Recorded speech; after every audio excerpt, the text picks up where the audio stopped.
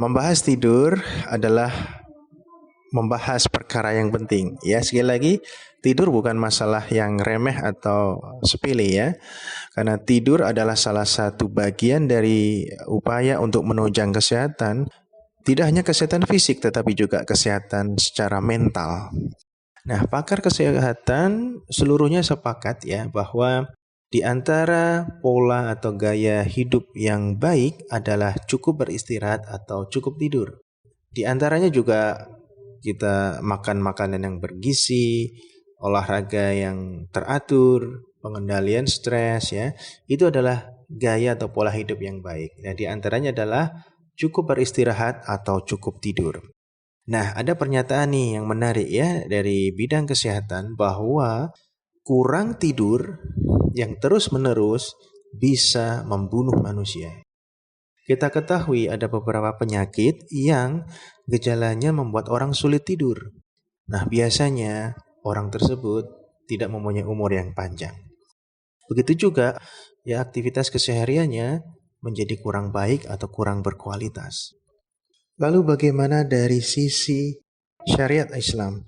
Nah, beberapa ulama yang memahami tentang kesehatan, yang menyusun buku tentang Tibun Nabawi ya, pengobatan ala Nabi ini memasukkan tentang aspek tidur di dalam bukunya ya. Nah, tidur yang baik atau konsep tidur yang dicontohkan oleh Rasulullah Shallallahu Alaihi Wasallam. Oleh karena itu saya coba membahas ya konsep tidur ini dari sisi ilmu kedokteran dan dari sisi syariat Islam. Yang pertama dari sisi ilmu kedokteran, sejauh ini memang penelitian ya dari studi yang dilakukan bahwa waktu tidur yang baik itu adalah 7-8 jam sehari. Baik itu tidur malamnya atau akumulasi dari tidur siang dan tidur malam. Jadi untuk mencapai kesehatan fisik dan mental yang baik ya, dari sisi tidur ini kita harus membutuhkan tidur paling tidak 7-8 jam sehari. Nah, terutama tidur siang. Tidur siang ya dari penelitian yang dilakukan terhadap orang-orang yang rajin tidur siang dibandingkan yang tidak rajin tidur siang ya. Orang-orang yang rajin tidur siang itu mempunyai kesehatan otak yang lebih baik dan mempunyai kemampuan mudah menghafal. Lebih tinggi 20% ya dibandingkan orang yang tidak rajin tidur siang.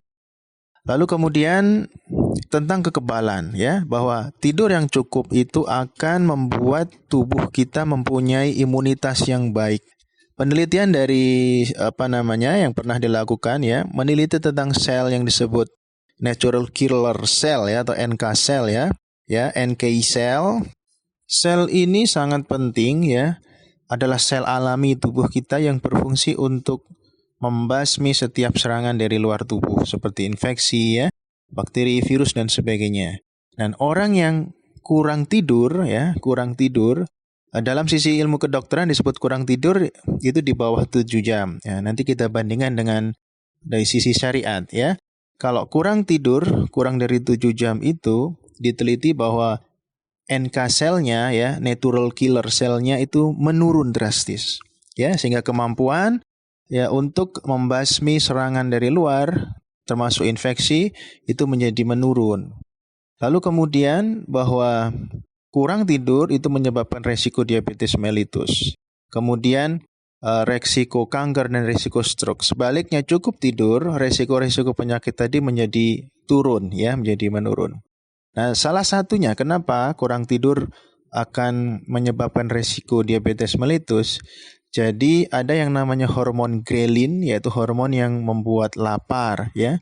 Kalau kita kurang tidur, hormon grelin ini aktif sehingga membuat kita lebih sering lapar. Penelitian yang lain ya, bahwa orang yang cukup tidur 7-8 jam sehari akan menyehatkan sistem reproduksi. Sebaliknya, yang kurang tidur, maka sistem reproduksi menjadi kurang sehat. Salah satu yang pernah diteliti adalah kepada orang-orang yang kurang tidur itu sperma ya, jumlah sperma akan turun. Kualitas sperma pun, struktur sperma menjadi tidak normal ya atau abnormal. Nah, pada wanita, orang yang kurang tidur mengalami abnormal pada siklus menstruasinya.